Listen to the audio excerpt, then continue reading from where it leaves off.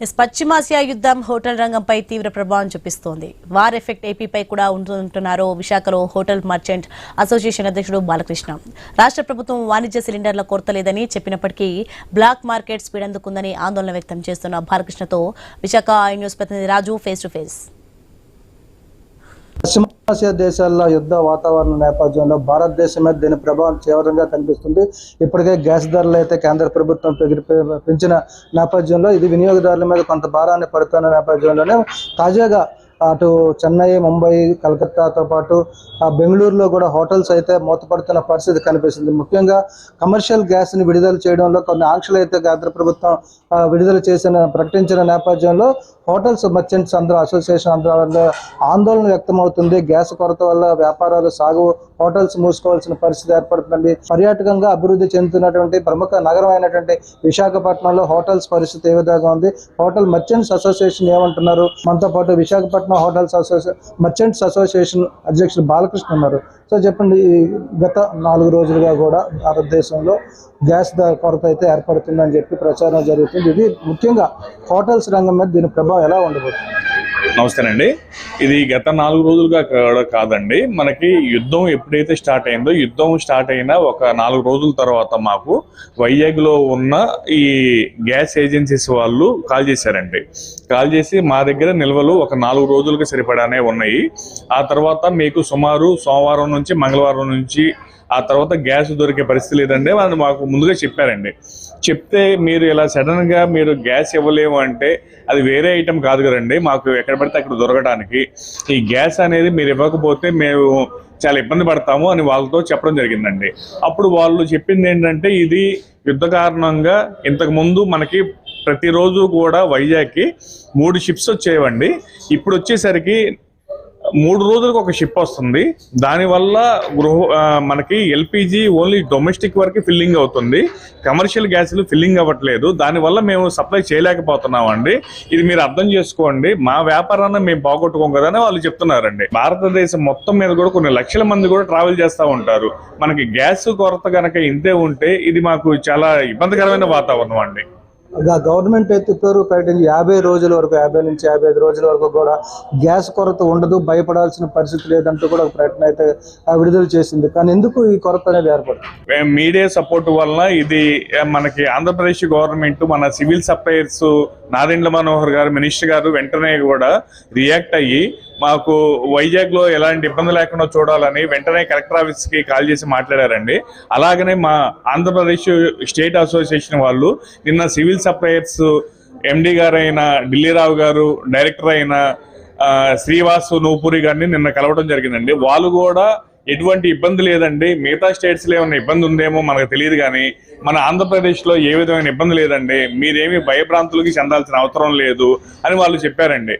కాకపోతే ఇక్కడ గ్రౌండ్ లెవెల్లో కొంచెం ప్రాబ్లం ఉందండి. దయచేసి కూడా మరలా కూడా మేము అదే కోరుకుంటున్నామండి. గవర్నమెంట్ వారు వెంటనే రియాక్ట్ అయ్యారు, కానీ మీరు ఎట్టి పరిస్థితుల్లో కూడా కమర్షియల్ సిలిండర్స్కి ఫిల్లింగ్ పర్మిషన్ ఇచ్చేసి దాన్ని ఏ విధంగా ఇబ్బంది లేకుండా చూడవలసిన కోరుతున్నామండి. కొన్ని రకాల ఐటమ్స్ తగ్గించుకొని వ్యాపారాలు చేయాలి అని ఒక నిర్ణయానికి అయితే రావడం జరిగింది. ఆ పరిస్థితి మనకు ఆంధ్రప్రదేశ్లో కానీ విశాఖపట్నంలో కానీ వచ్చే అవకాశం ఉంది సార్. కొన్ని రకాల ఐటమ్స్తోనే చేయాలి అనేది ప్రాక్టికల్గా చాలా కష్టం అండి. గెస్ట్ వచ్చినప్పుడు, మీరు హోటల్కి వచ్చినప్పుడు వాళ్ళు అన్ని రకాలుగా కోరుకుంటారండి. మీకు ఈ ఐటమే ఉంది, ఆ ఐటమే ఉందంటే మాకు అది ఇంకా ఇబ్బందికరమైన వాతావరణం. మాకు నచ్చిన ఐటమ్ డబ్బులు పెట్టి మేము ఎందుకు కొనుక్కోవాలని గెస్ట్ రిటర్న్ వెళ్ళిపోతారండి. అప్పుడు మేము వండింది లాస్ పోతాము, అన్ని రకాలుగా అది ఇంకా ఇబ్బంది అండి. దానికన్నా కూడా మేము గ్యాస్ నిల్వలు పుష్కలంగా దొరికేంత వరకు కూడా స్వచ్ఛందంగా మూసేయటం బెటర్ సార్, ఆ పరిస్థితి కనుక వస్తే.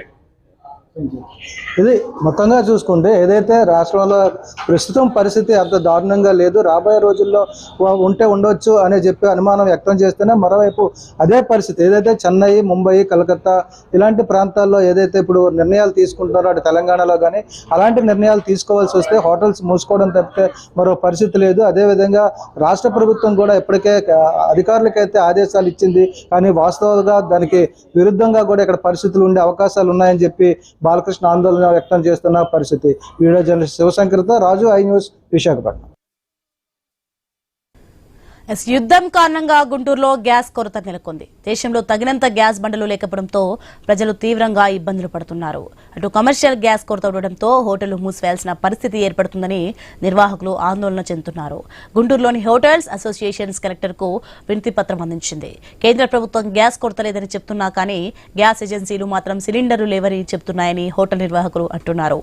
దీనిపై మరింత సమాచారం మా గుంటూరు ప్రతినిధి నాగేశ్వరరావు అందిస్తారు.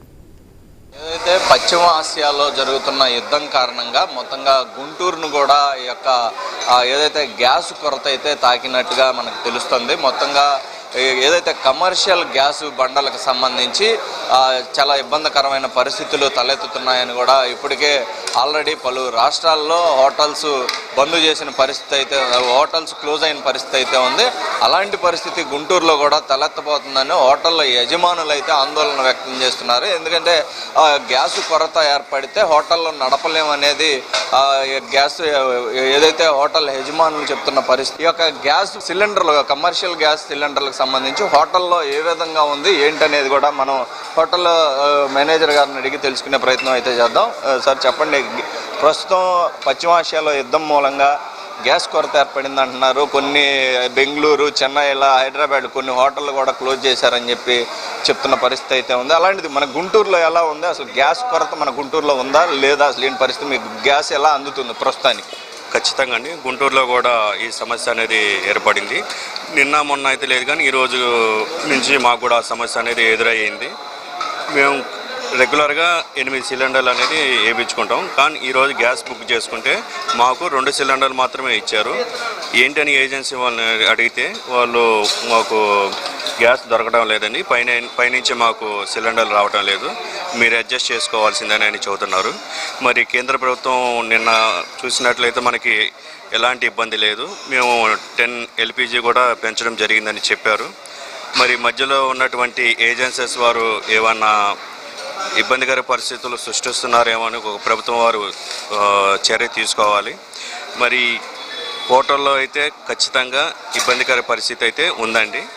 ఇప్పటికే మన గుంటూరులో కూడా హోటల్స్ అసోసియేషన్స్ కూడా ఇలాంటి పరిస్థితులు రాకుండా ఉండాలని కూడా కలెక్టర్ గారికి వినతి పత్రం ఇచ్చినట్లుగా తెలుస్తుంది. అయితే ఈరోజు కూడా హోటల్స్ యజమాని మొత్తంగా ఏదో సమావేశం కానున్నట్లు తెలుస్తుంది.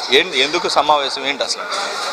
ఇది మొన్న కూడా మేము రిప్రజెంటేటివ్ ఇవ్వడం జరిగిందండి కలెక్టర్ గారికి. మళ్ళీ ఈరోజు కూడా హోటల్ గుంటూరు అసోసియేషన్ హోటల్ తరఫున రిప్రజెంటేటివ్ ఇవ్వడానికి కలెక్టర్ గారికి వెళ్తున్నాము. మరి ఈ సమస్యని అధిగమించాలని మేము కలెక్టర్ గారికి వినతి పత్రం ఇవ్వదలిచాము. ఖచ్చితంగా మా సమస్యను పరిష్కరిస్తారని కోరుతున్నాము. అదేవిధంగా ఇక్కడ గుంటూరులో చూసుకున్నట్లయితే ఇది శంకర్ విలాస్ అనేది చాలా పెద్ద హోటల్ అండి. చాలా దూర ప్రాంతాల నుంచి ఇక్కడికి వస్తారు టిఫిన్ చేయడానికి కానీ, భోజనం చేయడానికి కానీ.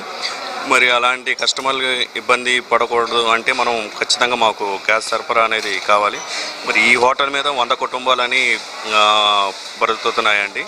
మరి మాకు తప్పకుండా కేంద్ర ప్రభుత్వం మా సపోర్ట్గా ఉంటుందని భావిస్తున్నాము. ఇది మొత్తంగా చూసుకుంటే గుంటూరులో కూడా కమర్షియల్ గ్యాస్ కొరత ఏర్పడే పరిస్థితి ఉన్నట్లుగా తెలుస్తుంది. దానికి ముందుగానే ఏదైతే హోటల్స్ యజమానులు అసోసియేషన్ కూడా కలిసి కలెక్టర్కి వినతి పత్రం అందజేశారు. ఈ కొరత లేకుండా చూడాలని కూడా కోరుతున్నట్లుగా చెప్తున్న పరిస్థితి అయితే ఉంది. ప్రభుత్వం దృష్టి సారించి అధికారులు వీటికి సంబంధించి కొరత లేకుండా చూడాలని కూడా హోటల్ యజమానులు కోరుతున్న పరిస్థితి అయితే ఉంది. కెమెరా పర్సన్ చైతన్యతో నాగేశ్వరరావు, ఐ న్యూస్ గుంటూరు నుంచి.